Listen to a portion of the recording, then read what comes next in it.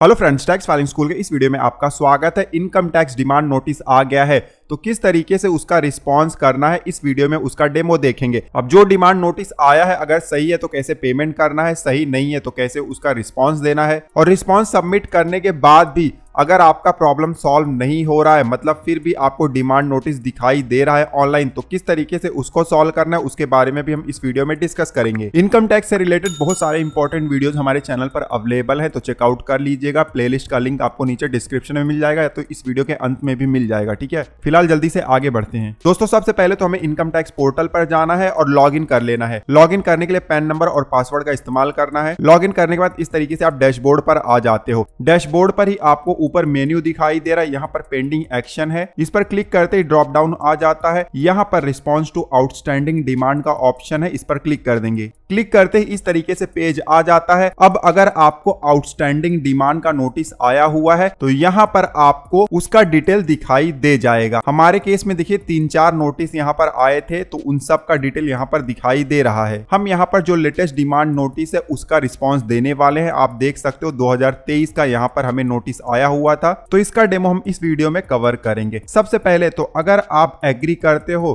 कि आपको जो नोटिस आया हुआ है सही है, तो यहाँ पर पे नाउ का ऑप्शन है, आप डायरेक्टली पेमेंट भी कर सकते हो। लेकिन सबसे अच्छा तरीका है कि नीचे सबमिट रिस्पांस का बटन है, इस पर क्लिक कर दो। भले आपका डिमांड नोटिस सही हो या रॉन्ग हो, आप सबमिट रिस्पांस पर क्लिक कर दो। सबमिट रिस्पांस पर क्लिक करते ही इस तरीके से आपको एक पेज ओपन हो जाता है। यहाँ ऊपर आप देख सकते हो डिटेल दिया गया है आपके डिमांड नोटिस का, असेसमेंट ईयर, आउटस्टैंडिंग डिमांड का अमाउंट और कब नोटिस इशू किया गया था, ये सब कुछ यहाँ पर दिया गया है। अब थोड़ा सा नीचे आएंगे, अब यहाँ हमें ऑप्शन मिल जाता है रिस्पॉन्स फ्रॉम असेसी। दो ऑप्शन है, डिमांड करेक्ट है और सेकेंड ऑप्शन है कि disagree with demand, either in full और पार्ट। मान लो कि जो डिमांड नोटिस आया है आप उससे एग्री नहीं कर रहे हो, तो सेकेंड वाले ऑप्शन पर आपको क्लिक कर देना है। क्लिक करते ही नीचे यहाँ पर ऐड रीजन का बटन आ जाता है, इस पर क्लिक करेंगे तो एक पॉपअप हमें दिखाई दे जाता है। यहाँ पर आपको बहुत सारे रीजन दिखाई देंगे, किस रीजन की वजह से आप डिमांड नोटिस को डिसएग्री कर रहे हो, आपको यहाँ पर सिलेक्ट कर लेना है। अगर रीजन आपका यहाँ पर मेंशन नहीं है तो नीचे अदर्स है, इस पर सिलेक्ट करके आप स्पेसिफाई भी कर सकते हो। रीजन सेलेक्ट करने के बाद नीचे अप्लाई का बटन है, इस पर क्लिक कर देना है। एक बार रीजन जब आप सेलेक्ट कर लोगे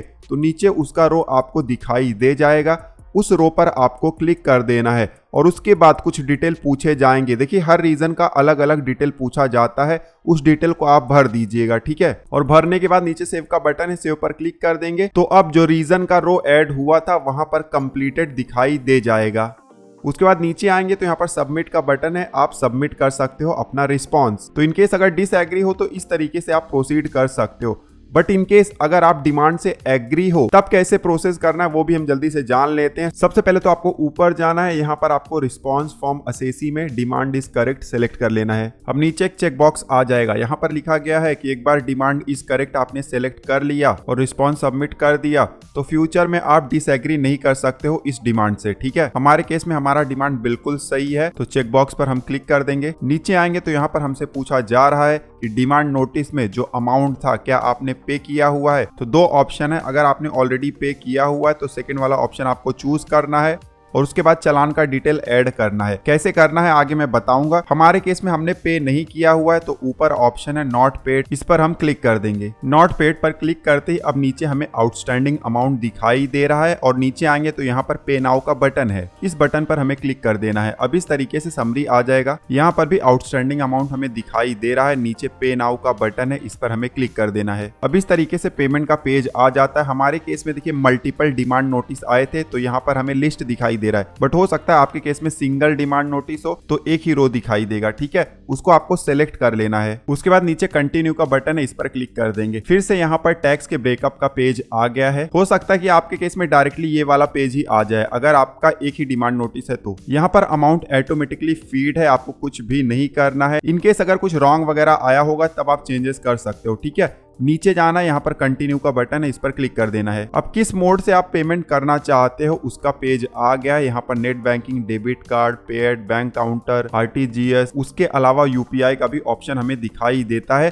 जो भी मोड से आप पेमेंट करना चाहते हो आप सिलेक्ट कर लो और पेमेंट आप कर दो। हमारे केस में हम नेट बैंकिंग से करना चाहते हैं, SBI हमारा बैंक है तो उसको हम सिलेक्ट कर लेंगे। उसके बाद नीचे कंटिन्यू का बटन क्लिक कर देंगे। अब प्रीव्यू का पेज आ जाता है। जो भी पेमेंट हम करने वाले हैं यहाँ पर उसका पूरा डिटेल दिया गया है, नीचे टैक्स ब्रेकअप डिटेल्स दिया गया है। चेकआउट कर लीजिएगा कि सब कुछ सही दिखाई दे रहा है। सब कुछ अगर सही होगा तो नीचे पे नाउ का बटन है, इस पर हमें क्लिक कर देना है। क्लिक करते ही टर्म कंडीशन का आपको पॉपअप दिखाई दे जाएगा, इसको पढ़ लीजिएगा और नीचे आपको चेक बॉक्स दिखाई देता है आई एग्री का, इस पर क्लिक करिए और उसके बाद सबमिट टू बैंक का बटन हमें दिखाई देता है, इस पर हमें क्लिक कर देना है। क्लिक करते ही यहाँ पर बैंक का पेज आ गया है। ध्यान देना है पेमेंट करने का तरीका सबका अलग होगा क्योंकि आप अलग मोड सेलेक्ट करोगे, अलग आपका बैंक होगा। तो जिस तरीके से भी आप पेमेंट करना चाहते हो कर दीजिएगा। पेमेंट करने के बाद आपको इस तरीके से स्क्रीन आएगा कि चालान पेमेंट इज सक्सेसफुल, ये स्क्रीन आना चाहिए। जब ये स्क्रीन आ जाएगा तो आपको राइट साइड में डाउनलोड का बटन दिखाई दे रहा है, इस पर क्लिक करके PDF फाइल डाउनलोड कर लीजिएगा। तो हमने डाउनलोड कर लिया हुआ है।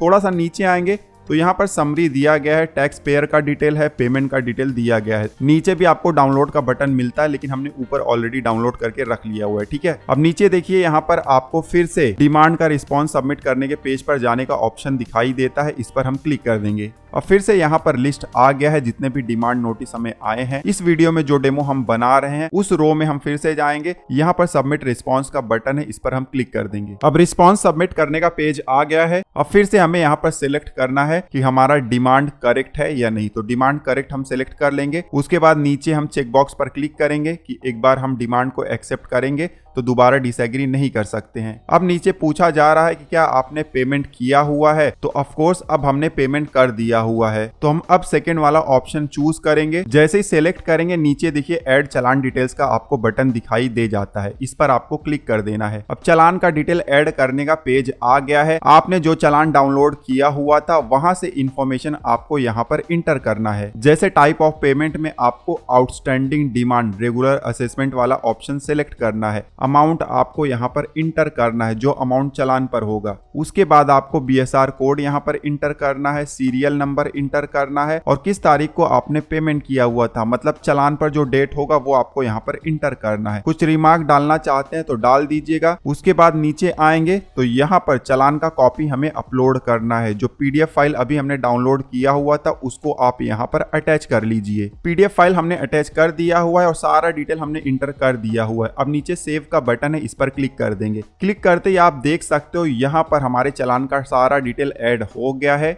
अगर मल्टीपल चालान है तो नीचे ऐड चालान डिटेल्स का बटन दिखाई दे रहा है, आप दूसरा चालान का डिटेल भी ऐड कर सकते हो, ठीक है। अब नीचे आएंगे तो यहाँ पर हमारा पेमेंट का डिटेल दिखाई दे रहा है और नीचे आएंगे तो यहाँ पर सबमिट का बटन है, इस पर हमें क्लिक कर देना है। सबमिट पर क्लिक करते ही कंफर्मेशन का पॉपअप आ जाता है। यहाँ पर कंफर्मेशन का बटन है, इस पर हम क्लिक कर देंगे। कंफर्मेशन पर क्लिक करते ही इस तरीके से पॉपअप आ जाएगा कि your response to outstanding demand has been successfully submitted और ट्रांजैक्शन ID नीचे दिखाई देगा। तो इस तरीके से आपने अपने डिमांड नोटिस का रिस्पॉन्स सबमिट कर दिया हुआ है। पॉपअप में ओके का बटन है, इस पर क्लिक कर दीजिए और फिर से डिमांड नोटिस का लिस्ट हमें दिखाई दे गया है जिसका रिस्पॉन्स हमने सबमिट किया हुआ है। वहां पर अब आप देख सकते हो कि डेट दिखाई दे रहा है और नीचे लिखा गया है कि रिस्पॉन्स सबमिटेड। अब हमें कुछ दिन का इंतजार करना है, हमारा प्रोसेस कंप्लीट हो जाएगा। अब 3 दिन के बाद हमने फिर से इनकम टैक्स पोर्टल को एक्सेस किया तो यहाँ पर हम देख सकते हैं हमारा जो आउटस्टैंडिंग डिमांड अमाउंट था अब 0 हो गया है। भले ही यहाँ पर करंट स्टेटस में अभी भी पेंडिंग पेमेंट दिखाई दे रहा है